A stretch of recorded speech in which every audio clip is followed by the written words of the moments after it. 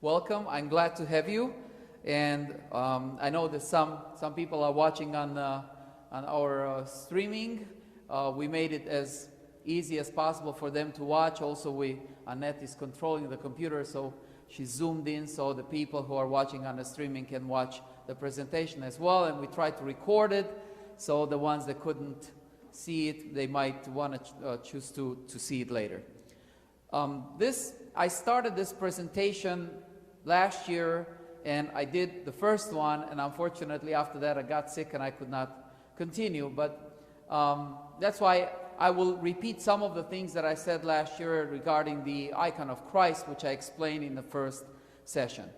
So first, we're going to talk a little bit about the structure of the church. As we know, the Orthodox Church most Orthodox churches have three important rooms, three spaces. It's the narthex, the entrance, which is a transition from the outside space and the sacred space of the church. We have the nave itself, or the naos, like we call it, where the faithful are sitting, where in the old country you're not going to have pews, you're going to have some chairs on the side, but here in this country we have pews. And then we have the altar, or the sanctuary, that has, of course, in the middle the altar table where the bloodless sacrifice, the transformation of the bread and the wine in the body and blood of Christ happens. In between the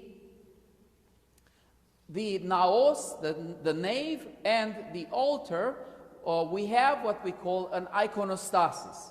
The iconostasis is a screen or wall which serve as a support for icons. You know, it seems when we first look at the iconostasis, there's some sort of barrier, that's a separation between what happens in the altar and what happens in the church. Not at all. The iconostasis in our tradition really makes the connection. As the altar is the symbol of heaven, and the naos is the earth where we faithful are residing, the iconostasis is making really the connection between heaven and earth, not necessarily the separation.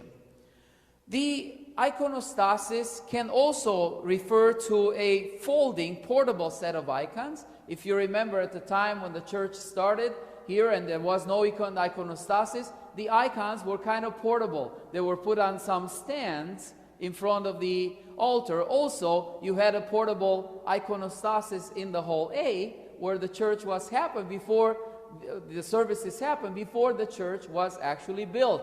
Those of you who were here between the 80s and the 90s, every Sunday church was happening there, and the iconostasis were portable icons.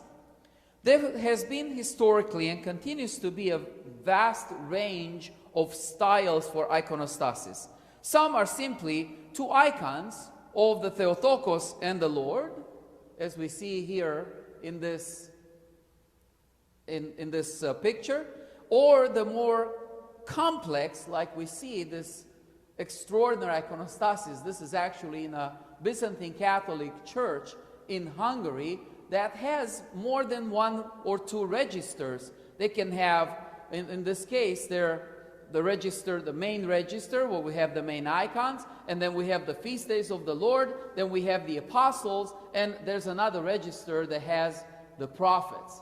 And also you can have the icon of Christ and Theotokos, like in this case, on top next to the cross. But though they vary in size, shape, and number of icons, the following is a basic layout of an icon screen, in particular the ones that we find in the Greek Orthodox Church. And we put these numbers so we kind of recognize the spaces where they go. So number one, you will always have an icon of the Theotokos, like we have in our church as well. Number two, it's an icon of Christ always. Number three will be the icon of St. John the Baptist. And number four always is for the feast day of the church, which in our case, of course, is Saints Constantine and Helen. We have in the middle, number five, the holy doors. And the holy doors, or the beautiful gates, like it's called, translating the Aurea Pili, the expression in Greek, the holy doors are to have on them the icon of the Annunciation, because that's the entrance into the Hiero, into the altar, and the Annunciation opened the gates of heaven for us. Like I said, the symbol of the altar is the symbol of heaven, and because of the Annunciation, the Archangel Gabriel came and announced to the Theotokos that she was to have in her womb and give birth to the Son of God. That opened the gates of heaven. That's why we sing on the day of Annunciation, today the salvation of all humanity came. It's the beginning of the salvation through the Annunciation, through the good news of the coming of Christ and the incarnation that happened in the Theotokos.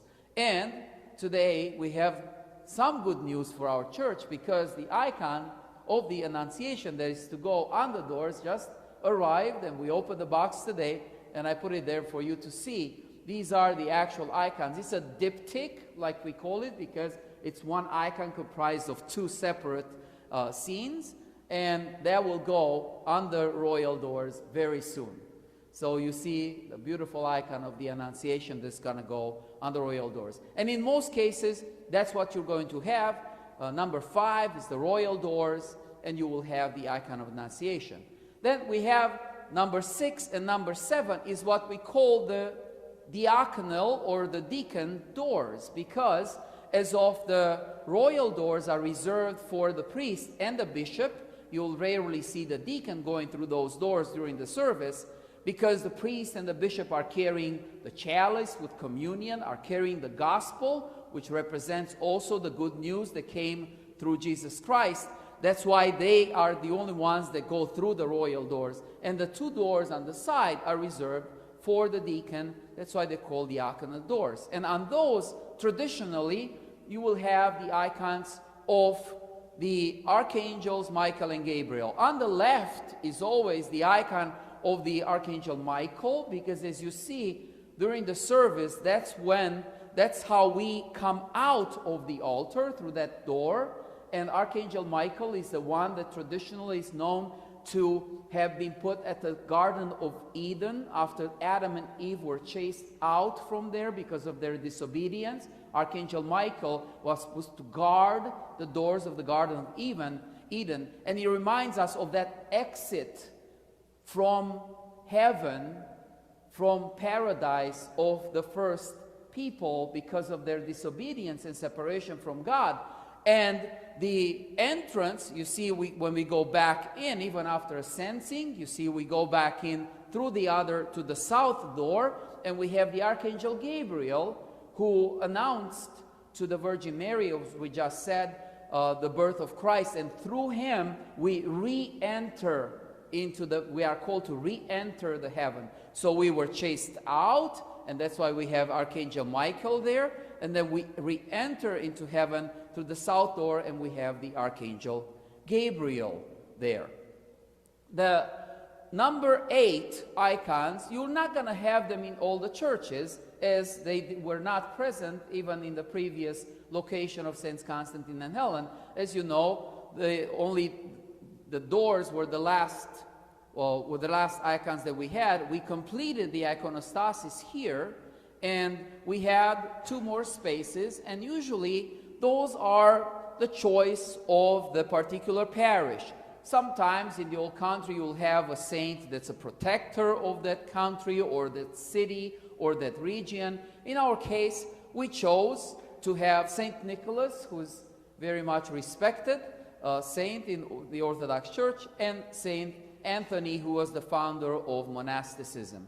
So this is how you're going to have the icons in the lower register. And in the upper register, you're going to have in most cases, just like we do as well, the icon of the mystical supper or the Last Supper, when Jesus instituted the sacrament of Eucharist, and it sits right on top of the holy table where the sacrament of Eucharist actually happens.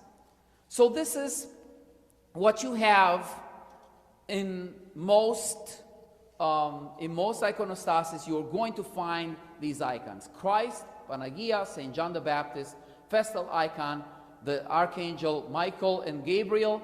In some, I think it's more in Russian tradition, you might have an icon of the deacons. You can have the Archdeacon Stephen on one of the doors and Deacon Lawrence on the other door. But in most cases, you're going to have the archangels, Michael and Gabriel, and then the mystical supper. The second register, as it was actually proposed to us when we decided what we're going to have in the iconography, the iconographer proposed two versions. One, to have the 12 festal icons, the feast days of the Lord, or to have the 12 apostles. And we chose because that's what we had in the previous church. We had the 12 festal. Actually, there were only 6 there, but in this case we have 12. So we chose to have those 12 feast days of the Lord. I'm going to talk just a few words about iconography in general. I had a presentation on that a couple years ago, but I just wanted to remind you of a few things. Orthodox iconography is a theological art. It's not just painting. It's theology expressed in images through colors and lines. It shows really a theological vision and the image. This vision is that of our Orthodox faith, and it can be expressed also in words, in phrases, in ideas. It can be written or sung, but the Orthodox Church is unique in that which the iconography also expresses theological ideas as well. Icons really express the truth of the gospel.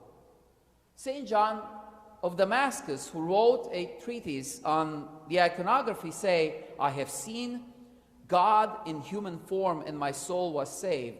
He further says, "In former times, God, who is without form or body, could never be depicted. But now, when God is seen in the flesh, conversing with men, I make an image of the God whom I see. I do not worship matter. I worship the Creator of matter, who became matter for my sake, who willed to take his abode in matter, who worked out my salvation through matter." So if anyone, when any Protestant or anyone would say to you that you really worship, you go against the second commandment of the scripture and you worship paint and wood, and we don't worship paint and wood. We worship the one who was incarnate for us, because he took human body, then we can have representations of him. The role of the icons is to enhance the beauty of the church, to teach us matters of faith, to accompany, or they are a part of the liturgical life, and also intercede the grace from God. We're not going to insist too much on these roles. They are important, but I'm going to stop just to talk a little bit about the teaching or the didactic role of the icons.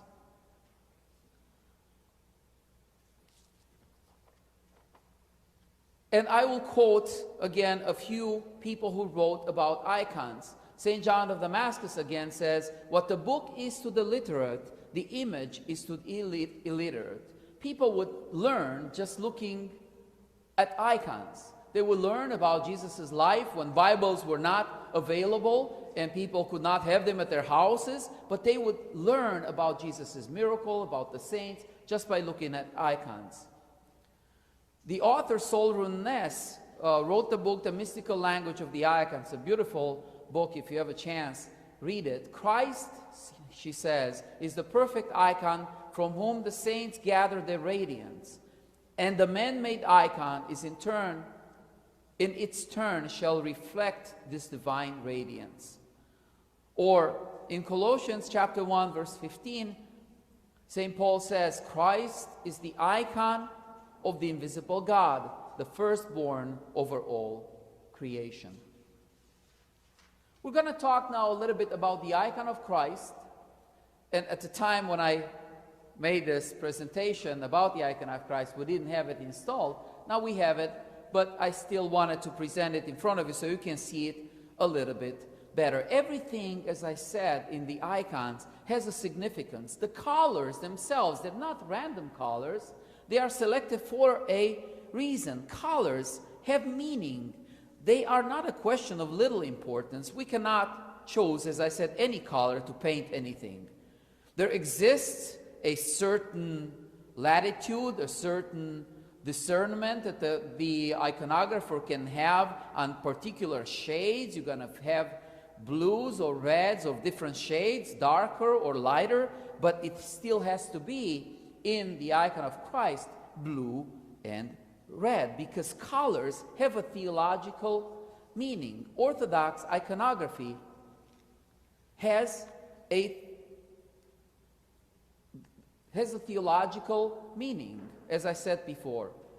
The background, first of all, this gold background means something, and the gold in our icons is really outstanding. The work that Maria and her husband Nico did, it's absolutely outstanding. I have not seen too many icons that have this kind of extraordinary gold work. But the background means something, because time, it really symbolizes eternity. Time in worship is not considered under the natural flow of events. What do I mean?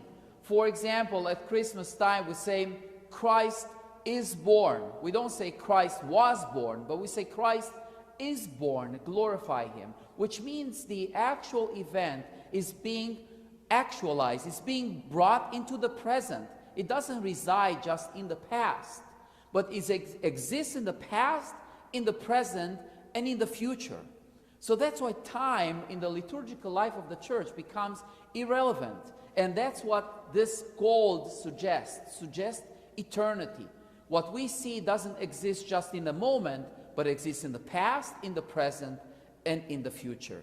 The gold shows that times doesn't matter, so invites us in the world of prayer, contemplation, silence. Furthermore, as you see, the figures and things in religious icons do not cast a shadow. You're never going to see a shadow. There is no night also in heaven, only eternal day. And this is suggested by the gold background. The garments.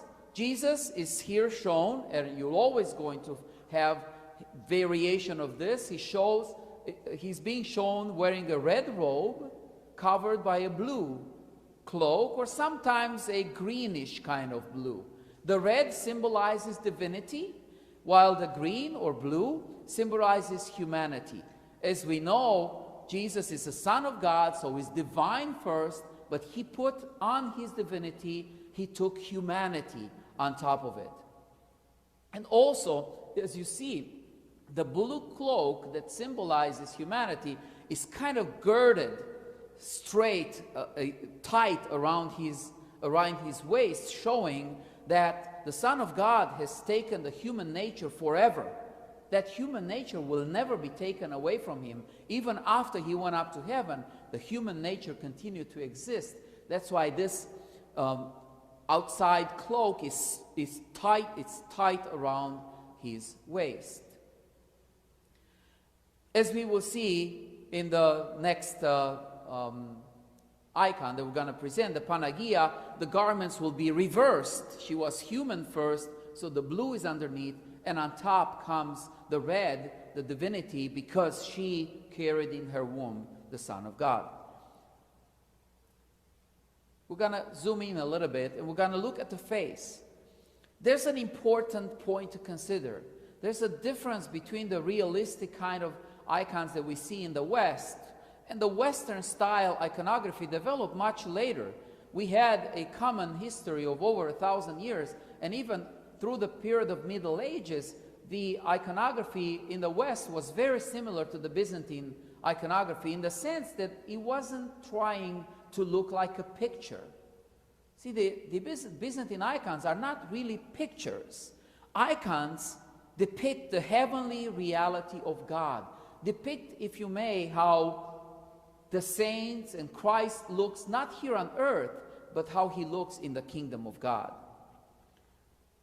The Theotokos, his Holy Mother, and the saints are and effectively present them to us. They show them to us. When we stand in front of the icon of Christ, for example, we see him, whether I stand on the side or you stand the way you do there, the icon is always looking at you.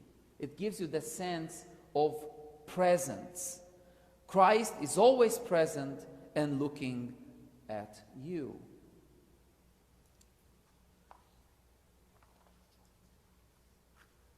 Now, the other question is, we rarely see the icon smiling.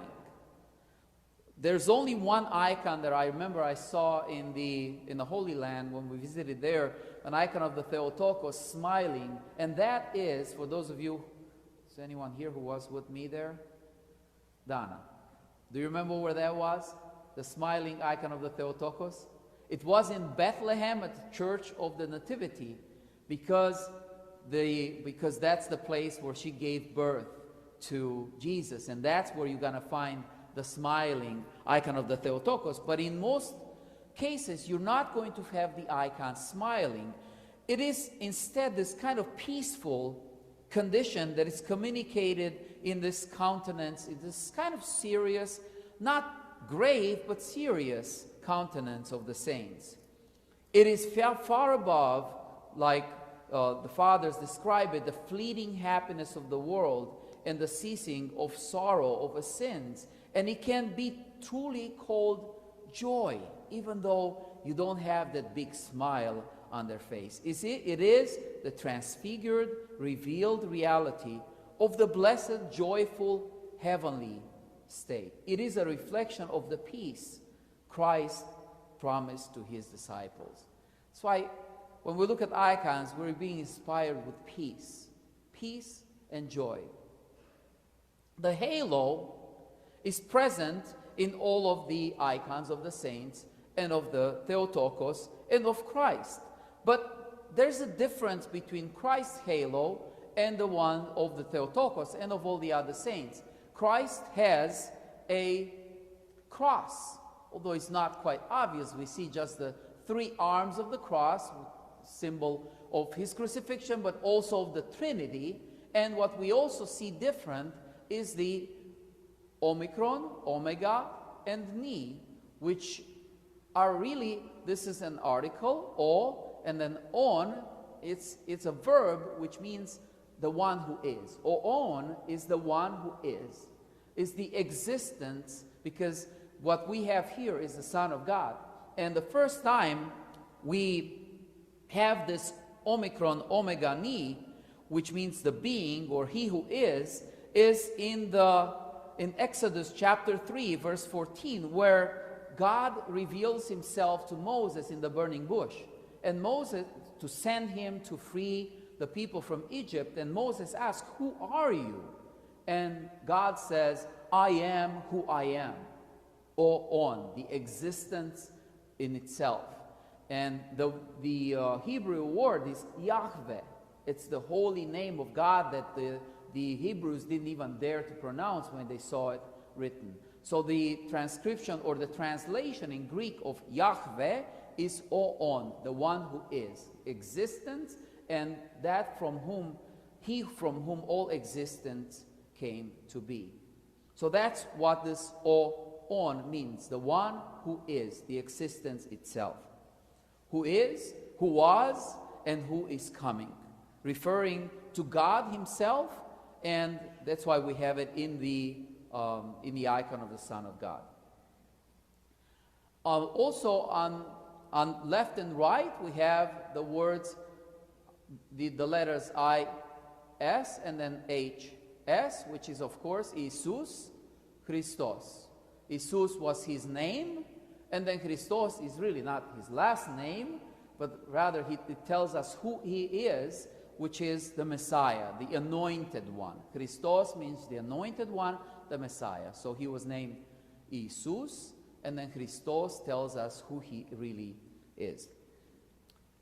Then the hand, as we see, the hand is blessing. We as priests bless in exactly the same way, and it has a significance. Jesus' right hand is shown as being raised to give a blessing, and the fingers, as I will show you in a moment, show, this is the hand, and then the fingers show or spell exactly what we have on the icon, and that is Jesus Christos. The finger here is the I, then you have the S, or the C rather, and then the two fingers making the X, which is the He in the Greek alphabet, and then the last finger also making the C. So Jesus Christos. So when we bless in His name. It's the hand of the priest. It's like a mirror that reflects the grace that comes from above. Also, we have in most icons of Christ, you're going to have either a scroll or a book, and the book has on it sort of the sign of the cross. Usually it's made more clearly. In our icon it's more suggested than clear, but it's still the sign of the cross on the book, because, and this is the book of the gospel, the good news that Jesus brought to us. The throne, also we're going to find a throne here in the icon of Christ, and we also have a throne in the icon of the Theotokos. The throne is a place of power and authority, the place of majesty and honor, and is the place of perfect justice, because Jesus will sit on the throne, like we heard in the gospel reading on the Sunday of Judgment. When He will come for the second time, He will sit on His glorious throne. So this is the icon of Christ. I should have stopped maybe earlier, but are there any questions? I'm going to allow you to ask questions at this time, if you have any, regarding what we talked so far, the iconostasis or the icon of Christ. Any questions? I thought someone was going to ask me, what does the pillow means? I really don't know. I looked it up all over and I couldn't find the significance for the pillow. I guess it's just a decorative kind of element. Since we have no questions, we'll continue with the icon of the Theotokos. Now, as we said, the Theotokos icon is also always placed, as we look at the altar, at the left-hand side. Actually, the three icons of Christ, of the Theotokos, and of St. John the Baptist, they comprise what we call, sometimes you will have the three of them in one icon, and it will comprise what we call the icon deisis, which shows what we, that's being described in the Orthodox theology as being in heaven, Christ in the middle with His mother on the right, and St. John the Baptist on his left, because Jesus said about St. John the Baptist that he was among those born of a woman, St. John is the greatest. We will talk the next Wednesday about the icon of St. John the Baptist. The Theotokos, you will always find her with her son. In very, very few icons, there's only one that I know of where Theotokos is by herself, and that is the icon that some of you who came in the trip in Constantinople, we saw it at the monastery of Vlacherna, and this is the icon of Panagia Vlacherna. It talks about, or it's also called the Agia Skepi, or the Holy Protection of the Theotokos. That's the only icon that I know of where we're going to find the Theotokos by herself. Otherwise, she's always going to be with her son. So there are a few different types, I would say, not very different, but types of icons, and you're going to hear the names. So this is one of them, the Agia Skepi, or the Holy Protection of the Theotokos. Then we have the Platitera. The Platitera means the more spacious than the heavens. The Platitera, I Platitera ton uranon, the more spacious than the heavens, because she contained in her womb the one who is not contained by anything. And usually we have these, oops, I don't know what I did. I'm not sure what I did. Oh, there you go. We will have this icon in the dome up there. So in that little dome above the altar, we will have the icon of the Platitera ton uranon, or the more spacious than the heavens. So this is another example of an icon of the Theotokos. Then we have the icon called the Panagia Odigitria. You will see in this icon Panagia showing with her hand or pointing with her hand towards Christ. And Odigitria means the one who shows the way. So he shows us that the way is always through Christ. So you might have this kind of icon of the Theotokos, or we have this beautiful icon of the Panagia called the Glycophilusa, which means the Panagia of the sweet kiss. You see how especially mothers relate very much to this icon of the Theotokos, because it shows her son, although divine and Son of God, embracing or touching gently her chin while his cheek is pressed against her cheek, or sometimes you see Jesus kissing his mother. That's why it's called the Glycophilusa, or the sweet kiss. Or we can have what I think we have, it's called a Panachranda, or the All Immaculate, where the same idea as we have in the icon of the Platitera, is, except her hands are not in prayer, but rather she's just holding baby Jesus. And speaking of baby, as you see, the face of Jesus in most cases is not made as a face of a baby. It's rather a smaller face of an adult, if you may, or that of a grown-up child, not necessarily as a baby, because although he was born as a baby, he was always, and he will always be, the Son of God that came in whole wisdom and understanding. So there are a few common elements on how the Theotokos is depicted in all of her different icons. The first thing that we're going to see in all of the icons of the Theotokos, does anyone see something that you're going to have in all of the icons of the Theotokos?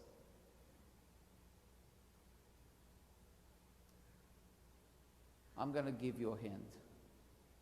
These three stars, sometimes they look like a flower, but they really are stars. In every icon of the Theotokos, you're going to find them. Even here, see, in the icon of the Annunciation, you have the three stars.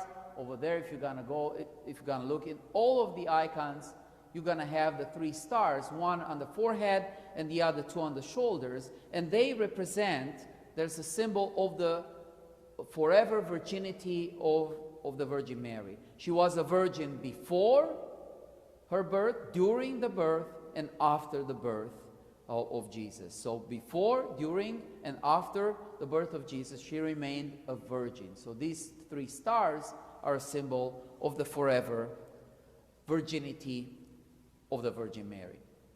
As I said before, Mary's cloak or her garment is red and is covering over a blue tunic. The blue garment, as I said before, blue or sometimes green, is a sign of her humanity. So she was human, fully human first, and then the red cloak, she shows that she has put over the divinity because she has taken in her womb the Son of God. Her cloak often has, in most icons, you're going to see the fringe or the tassels on the sleeves indicating royal status. This is in contrast to how Christ is usually shown, as I said before, wearing a blue cloak over a red tunic. In this case, showing how he became man, but is still divine. Lastly, Mary also has a halo around her head, and then we have different letters on the left and on the right. The MR is Metir, and then on the right, Theta and Ipsilon, Theu, Metir Theu, the Mother of God. As I said before, all of the icons, nearly all of the icons of Mary show her in relation to Christ. She is either holding him as a young child or with the face, like I said, close to an adult. In icons where Mary is holding the child, the Christ child. He's often depicted, as it is in this case as well, holding a scroll of wisdom. Scroll of wisdom also symbolizing the message, the gospel, the good news that Jesus brought. It is rare that Christ is depicted as an infant, usually, as I said, instead being somewhat older and sometimes with an almost adult face. This is because Christ is God incarnate and possessing wisdom and authority at even a young age. We know, and we have the icon of Jesus in the temple when he was 12 years old, where he went there and his mother and Joseph were looking for him, and they found him in the temple teaching the scribes and the Pharisees in the temple. That's how wise he was, even at an early age. Always, our attention in all of the icons where he's depicted, the attention is drawn to Christ, and the icon of the Theotokos is no exception. We might say it's the icon of the Mother of God, but the central focal point is always on Jesus, as he was the central focal point of all of her entire life. Next Wednesday, we will talk about the icon of St. John the Baptist, the icon of St. Constantine and Helen, the icon of St. Nicholas, and the icon of St. Anthony. There will be some common elements that we already saw in the icon of Christ in the Theotokos, like the gold, like some of the colors, but there will be some new elements that we're going to point out. So this concludes our presentation for tonight. Thank you all for coming, and I will allow questions if anyone has any. No questions? Everything's clear.